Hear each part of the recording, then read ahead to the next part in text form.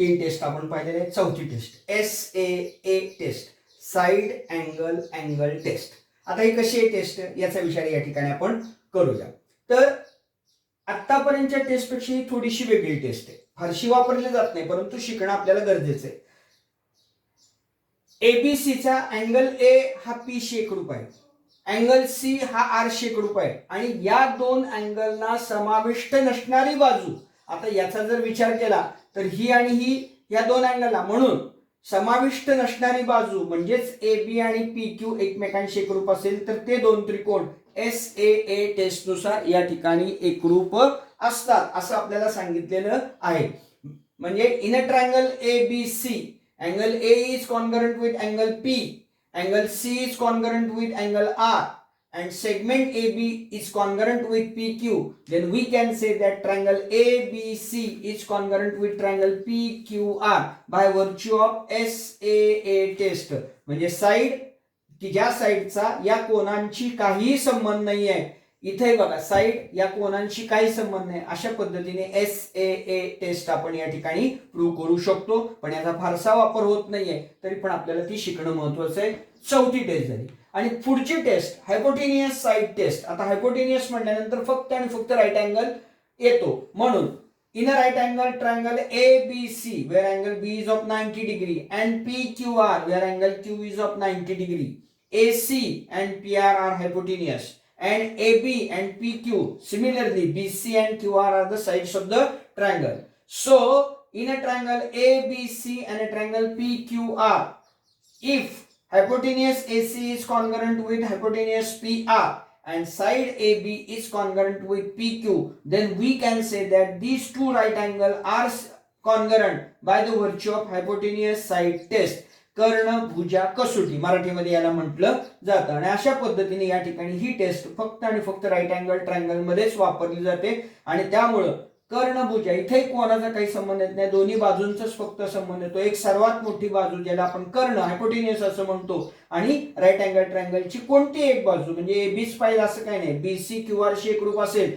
तरी hypotenuse side taste आपल्याला या ठिकाणी वापरता येते. तर अशा पद्धतीने आपण या पूर्ण याच्यामध्ये what is mean by congruence of the triangle आणि सगळ्या टेस्ट या ठिकाणी विचारात घेतलेल्या आहेत. पुस्तकामध्ये पान नंबर 30 वर या सगळ्या टेस्ट या ठिकाणी दिलेल्या आहेत आणि याच्यानंतर एक्झरसाइजचा विचार आपल्याला या ठिकाणी करायचा आहे. Bridge course maths 2 day 80 congruence of triangle हा महत्वाचा भाग जो तुम्हाला इथनं पुढे कायम लागणार आहे त्याचा विचार करायचा आहे. त्याच इयत्ता 9वी मध्ये आपण कॉन्ग्रुएन्स ऑफ सेगमेंट AB आणि CD हे दोन सेगमेंट एकरूप आहेत असं केव्हा म्हटलं होतं, ज्यावेळेला length AB is equal to length CD असेल तर हे दोन सेगमेंट एकरूप आहेत असं म्हणता येतं. त्याच पद्धतीने त्याच्याच पुढच्या भागामध्ये आपण दोन कोनांचा विचार केला होता. समजा या ठिकाणी ABC हा एक कोन आहे आणि DEF हा दुसरा कोन आहे. जर एबीसीचं माप हे DEFच्या मापाच्या बरोबर सारखं असेल तर हे दोन अँगल आपण कॉन्ग्रुएंट आहेत असं म्हटलं होतं. बाय सेम वे दोन ट्रायंगल मधली एकरूपता आपल्याला कशी दाखवता येते त्याचा विचार करूया. मी काय केलेलं आहे या ठिकाणी ट्रायंगल ABC एक घेतलेला आहे, ट्रायंगल PQR घेतलेले आहे. बाजू AB ही बाजू PQ शी एकरूप घेतलेली आहे, बाजू BC बाजू QR शी एकरूप घेतलेली आहे आणि बाजू AC is congruent with segment PR. Segment AC is congruent with segment PR. याशिवाय काय घेतलेलं आहे, angle A is congruent with angle P, angle B is congruent with angle Q and angle C is congruent with angle R. सारख्याच कोणा मी दाखवले. मग आता मी काय लिहू शकतो या ठिकाणी, in a triangle ABC and a triangle PQR, ABC 1:1 corresponds to PQR. Segment AB is congruent with segment PQ because it is given. Segment BC is congruent with segment QR and segment AC is congruent with segment PR. Also, angle A is congruent with angle P, angle B is congruent with angle Q and angle C is congruent with angle R. Then by the virtue of these 6 properties, I can say that triangle ABC is congruent with triangle PQR. मग आता प्रत्येक वेळेला या सगळ्याच्या सगळ्या properties त्याच्यात check करणं गरजेचं आहे का? नाही.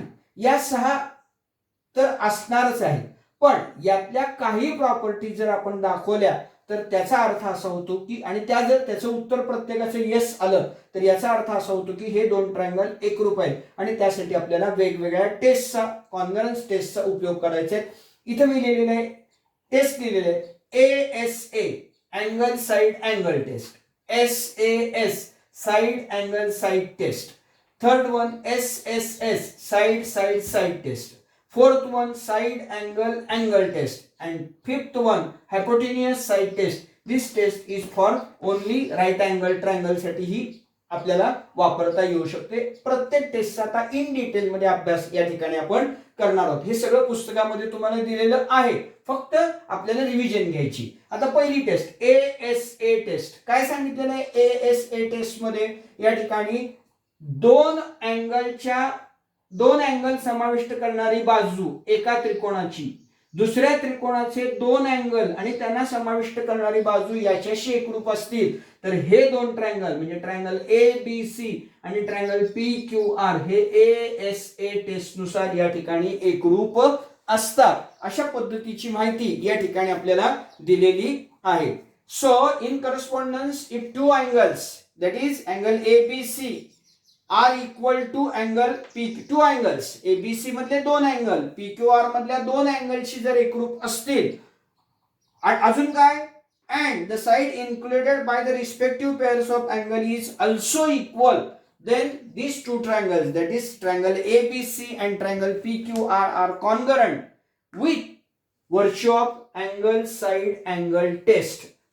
हे दोन कोन आणि त्यांना समाविष्ट करणारी बाजू, दुसऱ्या त्रिकोणातले दोन संगत कोन आणि त्यांना समाविष्ट करणारी संगत बाजू यांच्याशी एकरूप असतील तर हे दोन त्रिकोण अँगल साइड अँगल टेस्ट नुसार एकरूप असतात. पुस्तकामध्ये तुमच्या पान नंबर 30 वर याची सगळी माहिती दिलेली आहे. दुसरी test SAS test, side angle side test. आता इथं काय दिलेलं आहे की एका त्रिकोणाच्या दोन साइड आणि त्यांना समाविष्ट करणारा कोन, दुसऱ्या त्रिकोणाच्या दोन साइड ह्या कशा पाहिजेत? संगत, आणि त्यांना समाविष्ट करणारा कोन यांच्याशी जर एकरूप असतील तर हे दोन त्रिकोण म्हणजे कोणते?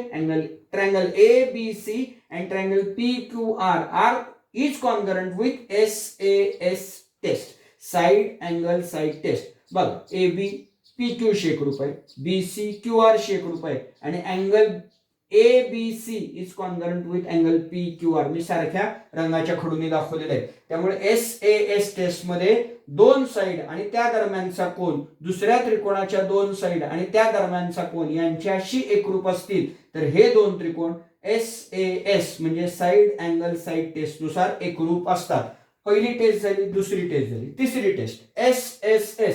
या टेस्ट मध्ये कुठेही अँगलचा विचार केलेला नाहीये, फक्त बाजूंचा विचार केलेला आहे.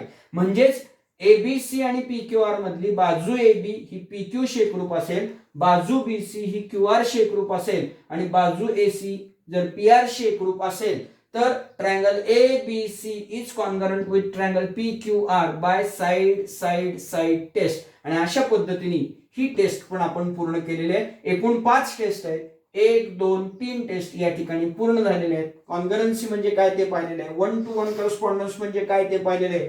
या 6 अटींपैकी प्रत्येक ठिकाणी जर आपण काळजीपूर्वक पाहिलं तर 3 अटी आपण फुलफिल करतोय. याचाच अर्थ निम्म्या अटी जरी पूर्ण झाल्या तरी ते दोन त्रिकोण रिस्पेक्टिव्ह टेस्ट नुसार आपल्याला या ठिकाणी एकरूप दाखवता येतात. आणि अशा पद्धतीने हा जो भाग आहे हा 9वी आणि 10वी या दोन्हीसाठी अतिशय महत्त्वाचा असल्यामुळे काळजीपूर्वक या ठिकाणी अभ्यास त्याचा करणं गरजेचं आहे. Bridge course exercise day 18. Question number 1. With given 1 to 1 correspondence, if segment DE is congruent with segment RS, segment DF is congruent with segment RT, and angle D is congruent with angle R, then by which test these two triangles are congruent? आपल्याला काही माहिती दिलेली आहे दोन triangle मधली. सगळ्यात महत्त्वाची म्हणजे 1 to 1 करस्पॉन्डन्स नुसार कोणते दोन ट्रायंगल, हे जे दोन ट्रायंगल आहेत हे कोणत्या टेस्टनी हे कॉन्ग्रुएंट होतात हे विचारलेले आहे. ऑप्शन ए आहे SSS टेस्ट, बी आहे SAS टेस्ट, सी आहे ASA टेस्ट आणि DISSS टेस्ट. काय करायचंय, दोन ट्रायंगल घ्यायचे, डायग्राम काढायची दोन ट्रायंगलची, एका ठिकाणी DEF घ्यायचा आणि दुसऱ्या ठिकाणी RST घ्यायचा, एकरूप घटक दाखवायचे, जे काही बाजू कोण असतील आणि त्यावरून ठरवायचं की टेस्ट कोणत्या टेस्टनुसार हे दोन एकरूप आहेत ते. नेक्स्ट दुसऱ्या प्रश्नामध्ये आपल्याला काय विचारलेलं आहे, triangle NTS and triangle PQR दिलेले आहेत. NT is congruent with QR दिलेले आहे, TS is congruent with PR दिलेले आहे and segment SN is congruent with PQ दिलेले आहे. या सगळ्या गोष्टी दाखवायच्या, 1-to-1 करस्पॉन्डन्सचा विचार करायचा. Then which of the following statement is true. ह्या सगळ्या गोष्टी दाखवल्यानंतर एक एक स्टेटमेंट चेक करायचे की ट्रायंगल NTS आणि ट्रायंगल PQR एकरूप आहेत का. That is triangle NTS is congruent with triangle PQR or triangle STN is congruent with triangle PRQ or triangle TNS is congruent with RPQ or triangle PQR is congruent to TSN. यापैकी एक कोणते तरी उत्तर बरोबर असणार आहे. तर अशा पद्धतीने या ठिकाणी ही दोन प्रश्न आपण पहिल्या प्रश्नातले दोन सब क्वेश्चन्स या ठिकाणी सोडवायचे आहेत.